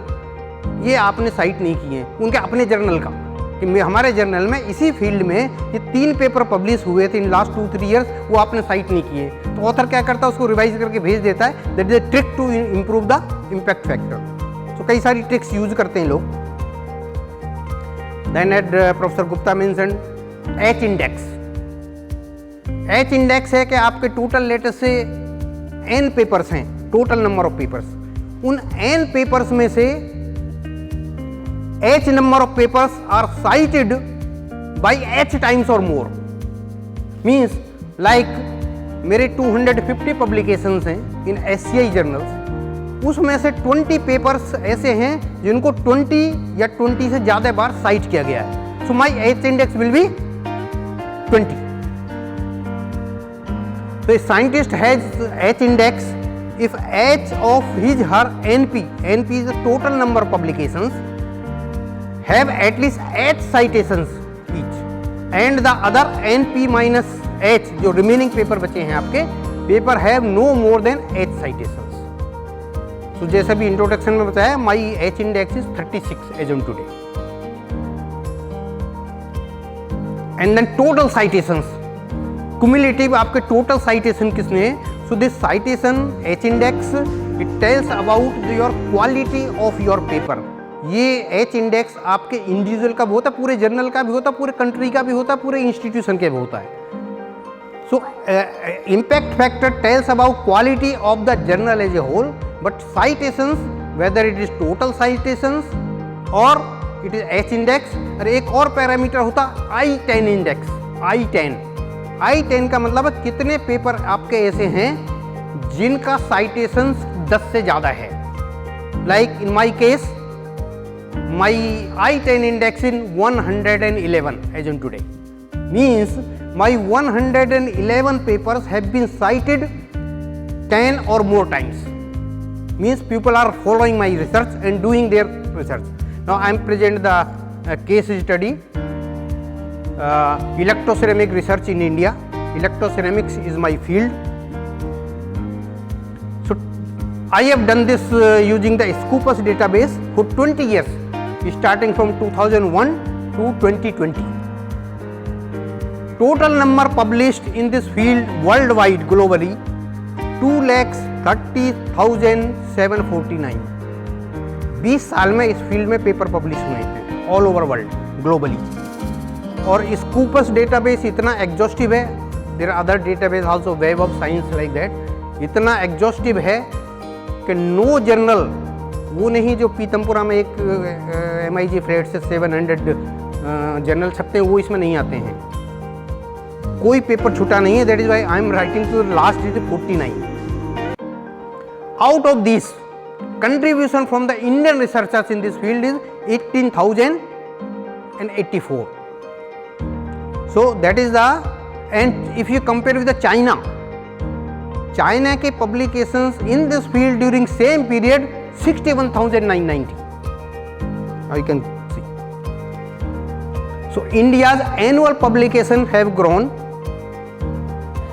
2001 जहाँ से मैंने ये स्टार्ट किया है स्टडी, 207 पब्लिकेशंस थे 2001 में, एंड 2020 में 2012 publications. So annual growth rate is 13%, not bad. So growth of publication for top 7 countries. See how China, देखिए आप अगर यहाँ पे देखें स्टार्टिंग में in the year 2001 it was below US and Japan, but अब वो कहाँ बिल्कुल एक्सपोनेंशियली ऐसे जा रहा है। ये can see the pointer, and if you see this is for US, तो ऑलमोस्ट स्टेबल हो गया है. But our Indian publications in this field, they're slowly increasing like that.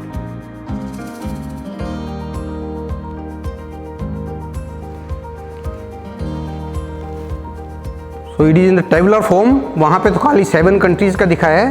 Here I am showing publications output of the countries publishing more than 2000 papers in this field during 20 years. So China top में है and their contribution globally is about 27% from China alone. Then US some around 16.5%, Japan, and India's position is the 4th position globally in this field, contributing 7.8%, and other countries are there. So total 22 country publishing more than 2000 papers. वहाँ तक मैंने list किया है। List तो मेरे पास completely 100 countries का है, पर इस टेबल में वही दिखा रहा हूँ, मोर देन 2000 पेपर्स। और जो इंडिया से पेपर पब्लिश हुए हैं 18,084, वो किस इंस्टीट्यूशन ने पब्लिश किए हैं? Top is IIC Bangalore 887, and their share in the Indian portion of the contribution to this field is 4.9%. It is like that. Then IIT Kharagpur, National Physical Laboratory, IIT Chennai, University of Delhi, BARC, IIT Delhi, Rookie, like that.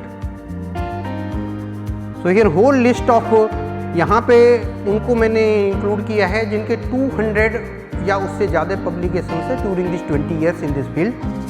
So DRDO की इसमें 2 lab हैं, one is the SSPL, my own lab, solid state physics laboratory, and one defense lab, materials lab in Hyderabad, DMRL and this. Who published all these papers from the India? वो मैंने list बनाया है, means the authors. So maximum papers published by Professor RNP Chaudhary. He was in IIT Kharagpur, and after retirement from IIT Kharagpur at the age of 65, he is in Shiksha Anusandhan University, a private university. For last 10 years now, he is 75 plus. So he published during these 20 years 352 papers. It is not his whole life publication during this selected period 2001 to 20. Next author contributing from the Indian side is Dr. R.K. Kotnala. He is from NPL. Next, I am standing in front of you. My contribution 171. Then Professor K.M. Jadhav from Solapur University. Then R.V.S. like that, whole list. So I have included list who have published more than 100 papers. And Professor Kripanidhi 115, who is here Professor Raina, who is presently Vice Chancellor of Ramaiah University in Bangalore. He is my co-worker. He has been co-guide with me for 6-7 PhD students from Thapar University. And O.P. Thakur, मेरा चेला है, my co-worker. I have joint publications at least with 10 of these authors.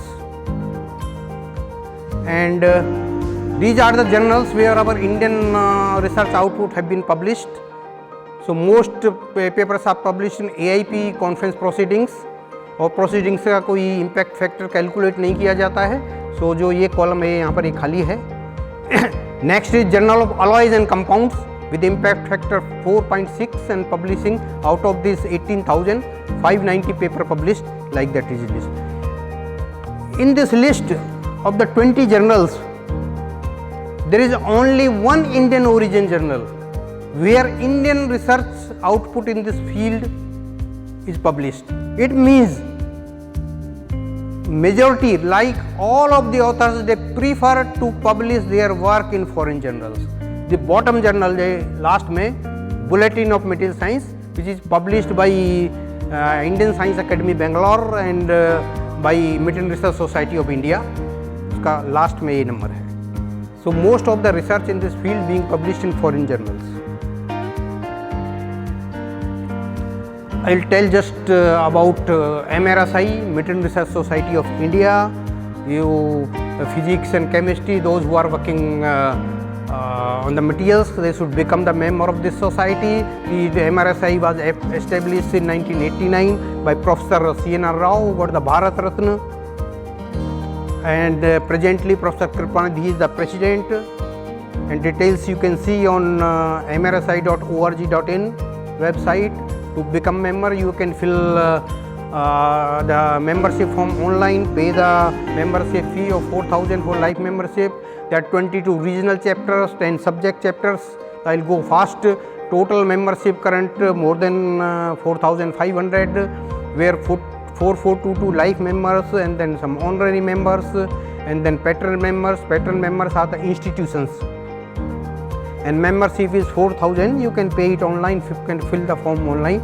This is the website mrsi.org.in, opening page like this, and this is the present committee where Professor Kripanidhi is the president. If you see the past president, P. Rama, very all big men, P. Ramarao, S.K. Joshi, Chidambaram, Chakravarti, Maselkar, Ramasamy, Sundararajan, all have been big people.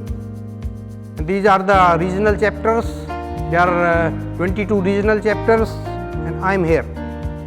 I am chairman of the Metal Research Society of India, Delhi chapter.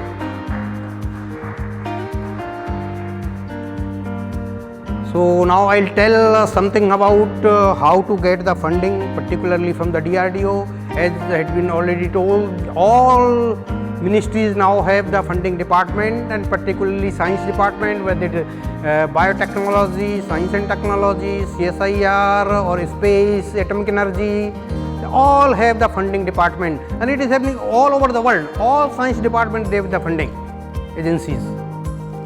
So this is about the academia and DRDO interaction.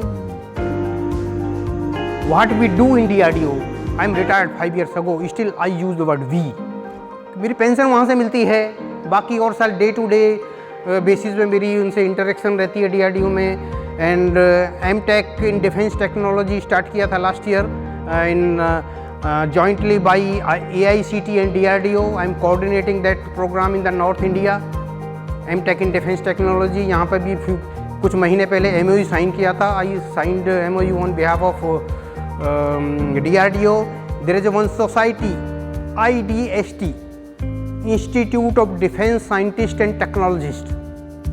ये all India professional society है, and here condition to become the member is one has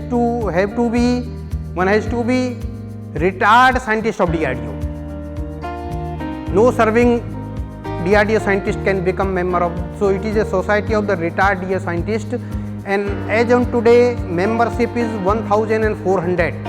1,400 is a very big number because membership is restricted to retired DRDO scientist only. IDST is coordinating this M.Tech Defense Technology program. Presently I am chairman finance of the IDST.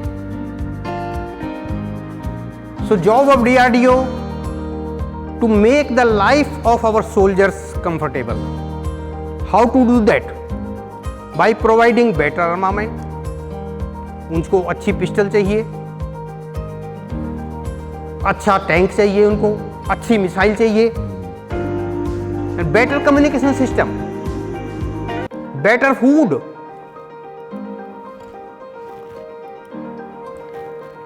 better health care, better clothings. इस सब की responsibility DRDO की है provide करने के लिए. और उसके लिए क्या करना पड़ता है? उसके लिए आपको रिसर्च करनी है. Why to do research? To develop new systems, new materials, new products, and to improve the existing one. There is no end to the improvement. It is continuous process. And what you need for that doing research? You need only two things: money and man power. Money to create infrastructure, to buy equipments, to construct buildings, to maintain buildings, to pay electricity bill, to pay water charges, and to pay salary of the manpower. So money and manpower. Manpower में यहाँ पर सिर्फ physical नहीं है, उसको motivation होना चाहिए, उसको पैशन होना चाहिए काम करने का.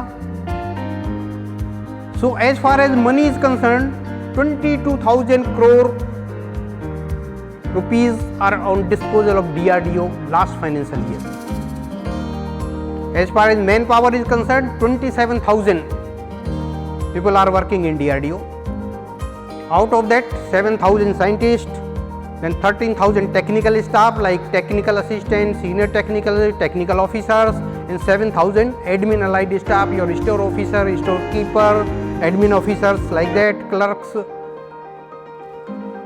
So this DRDO headquarters is a DRDO Bhavan. It is just next to South Block facing the Prime Minister's office in New Delhi.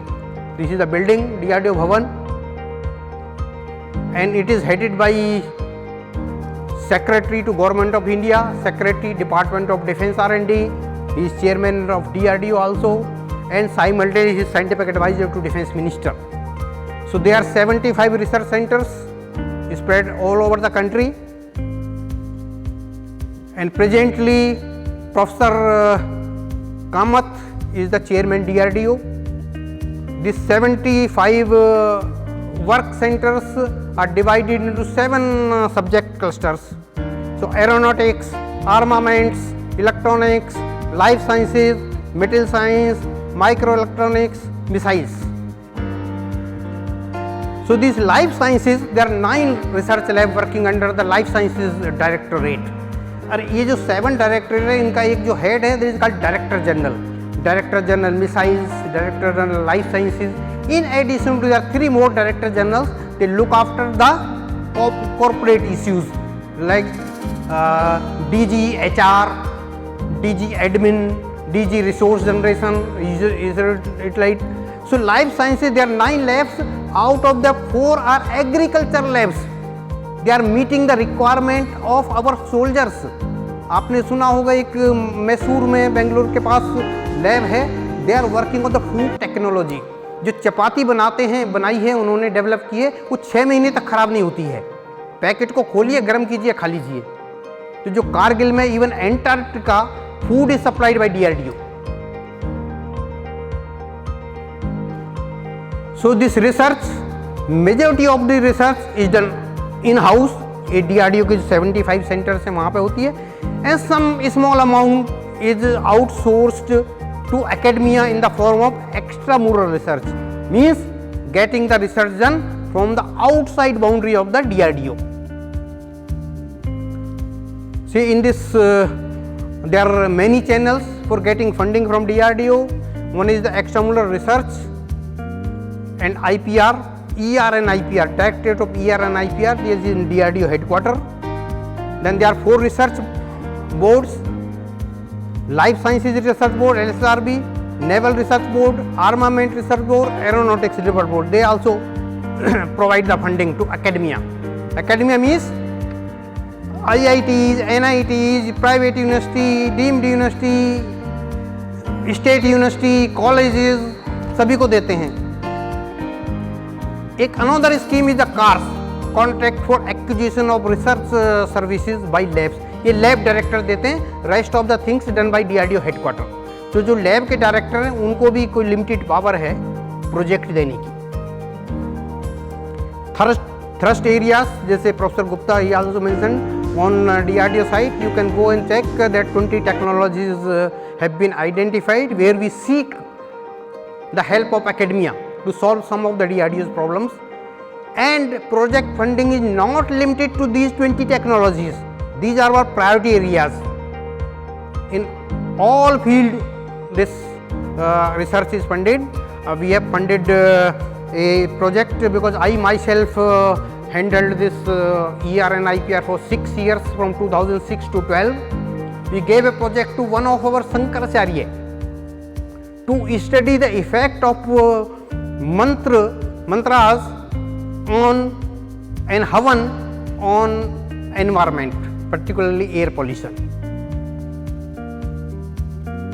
So more than 150 institutions are involved in this interaction, where DRDO has funded 200 ongoing projects in all subjects: physics, chemistry, material science, math, life sciences, engineering, information communication technology. More than 250 students are working for PhD in projects में. in addition to giving the money for infrastructure setup to buy equipment to maintain the equipment, उसमें fellowships देते हैं students रखने के लिए GRF और SRF। तो as on today more than 250 students are working in DRDO project in different academic institutions. Funds involve more than 600 crore in a year.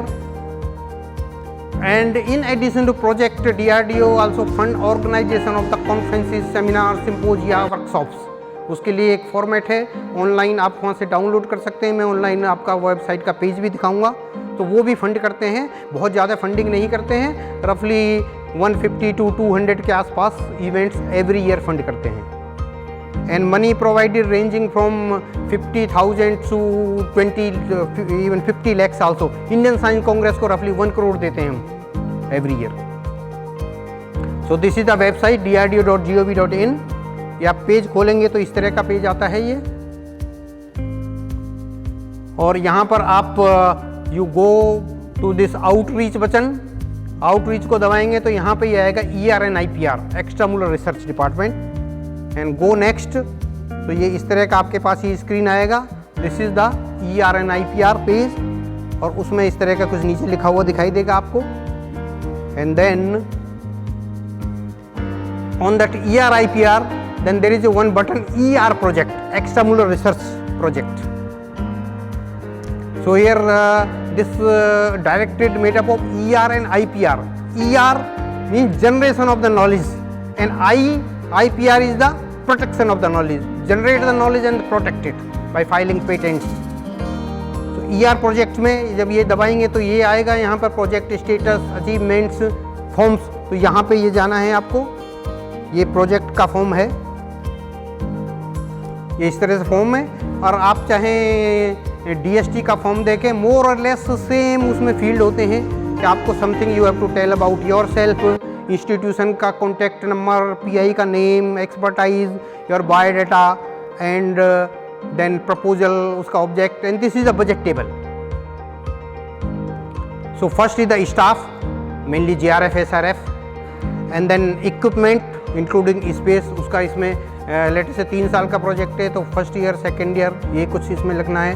Then operation and maintenance के लिए भी थोड़ा पैसा देते हैं। Then expendable to buy consumables, glass wares और ceramic wares और other expendables. Then travel के लिए भी, to attend the conferences, to present your work, and to visit the other institutions for the collaborative research, and then contingencies, then consultancy, and then organization of the workshop, seminar, and overhead procured service means if you want to get your measurement done on the basis of, like AIIMS Delhi, they do measurement SEM, this electron microscopy on payment basis.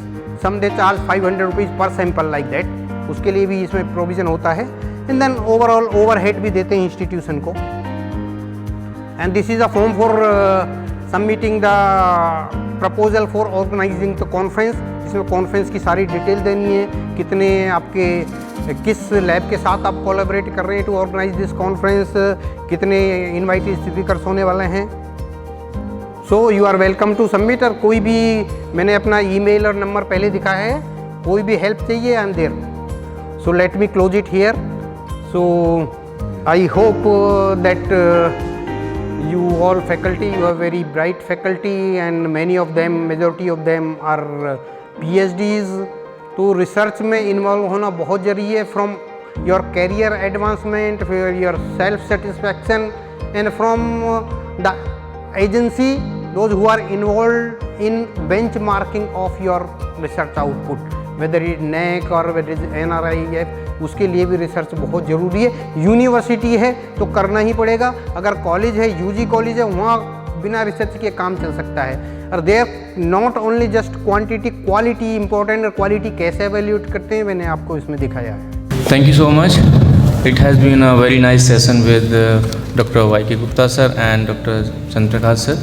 I am very much thankful to Honorable Vice Chancellor sir, CEO madam, Pro Vice Chancellor sir, Director Research, all the deans who has permitted the faculty members to attend this event, and the students. Thank you so much.